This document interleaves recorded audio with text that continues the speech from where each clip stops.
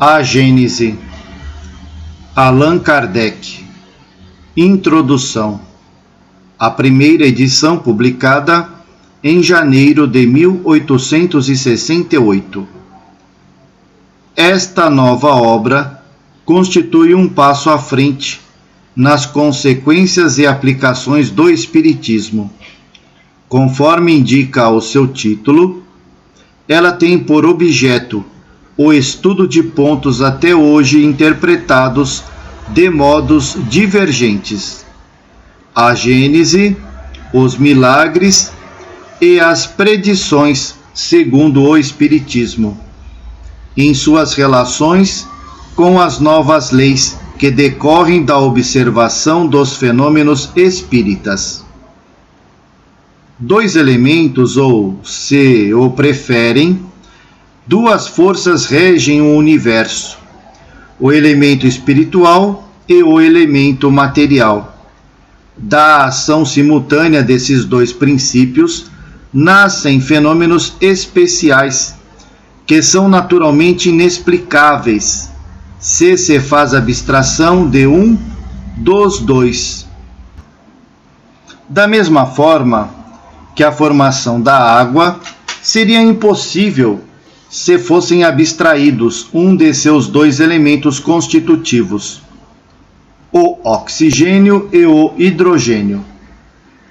O Espiritismo, demonstrando a existência do mundo espiritual e suas relações com o mundo material, nos dá a chave de uma multidão de fenômenos incompreendidos e considerados por isso mesmo inadmissíveis por uma certa classe de pensadores.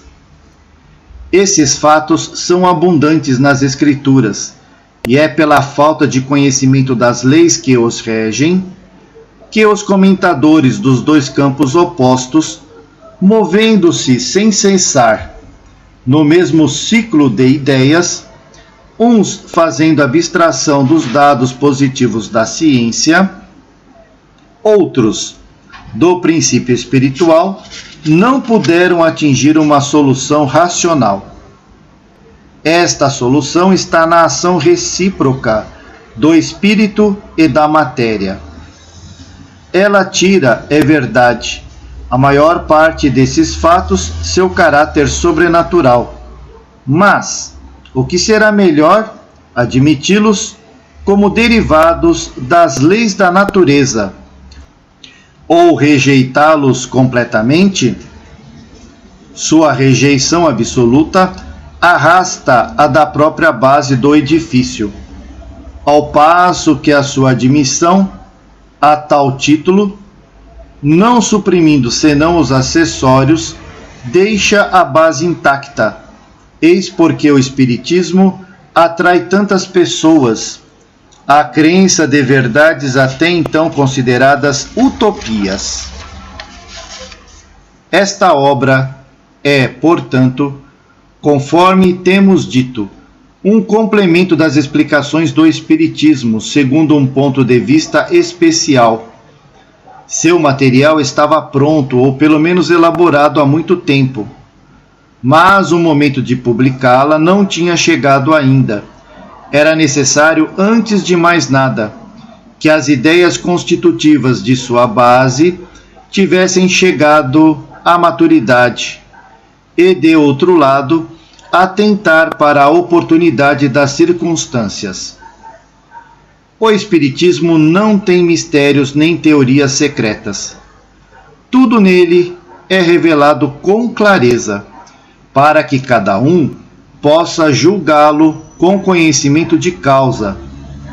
Mas cada coisa deve vir a seu tempo, para vir com segurança. Uma solução dada superficialmente, antes da elucidação completa da interrogação, seria uma causa de retardamento, ao invés de realizar o progresso. A importância do assunto aqui tratado impunha-nos o dever de evitar qualquer precipitação. Antes de entrar na matéria, pareceu-nos ser necessário definir nitidamente o papel respectivo dos espíritos e dos homens na fundação da nova doutrina. Essas considerações preliminares, que afastam qualquer ideia de misticismo, foram objeto do primeiro capítulo, intitulado Caracteres da Revelação Espírita. Chamamos para este ponto toda a atenção, porque nele se encontra, de certo modo, o nó da questão. Apesar da parte que cabe à atividade humana na elaboração desta doutrina, a sua iniciativa pertence aos espíritos, mas não é constituída pela opinião pessoal de cada um deles. Ela não é nem pode ser senão o resultado de seu ensinamento coletivo e concorde. Somente por esta condição ela pôde dizer-se a doutrina dos espíritos. Senão, seria apenas a doutrina de um espírito, e não teria mais valor que o de uma opinião pessoal. Generalidade e concordância no ensino, tal é o caráter essencial da doutrina.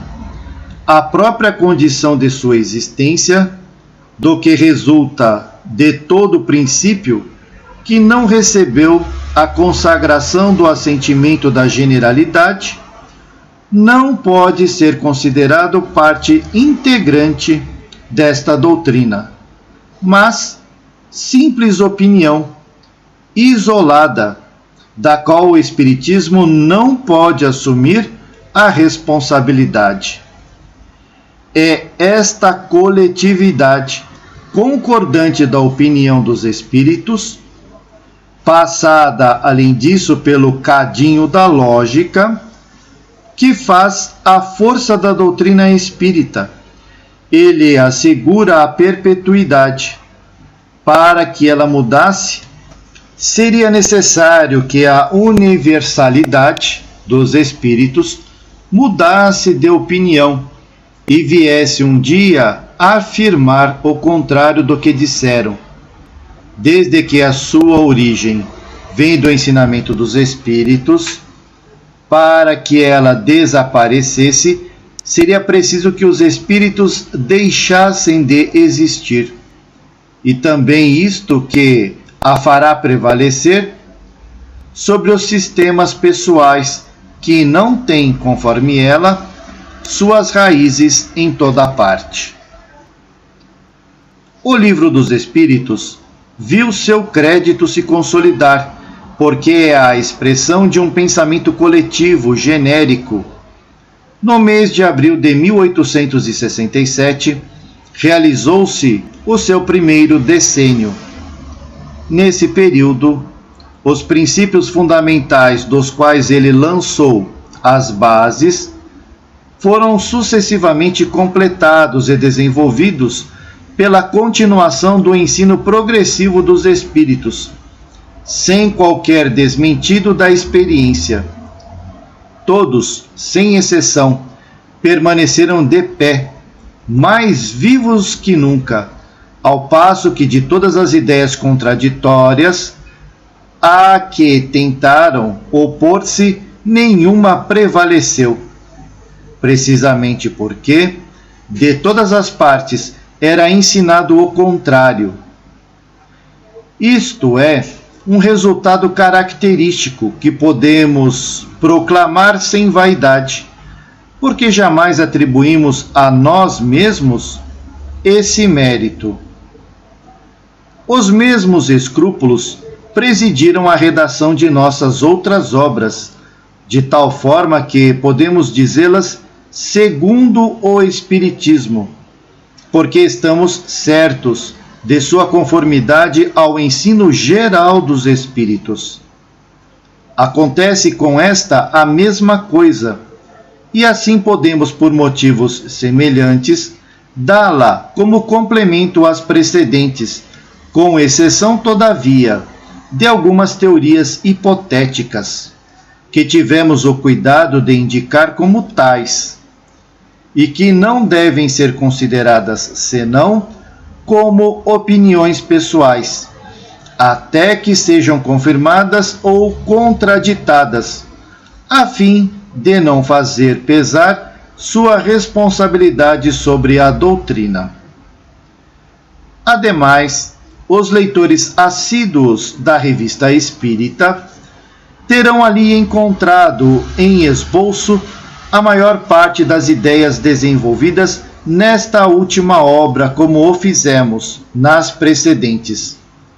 A revista representa para nós, muitas vezes, um terreno de ensaio, destinado a sondar a opinião dos homens e dos espíritos a respeito de certos princípios, antes de admiti-los como partes constitutivas da doutrina.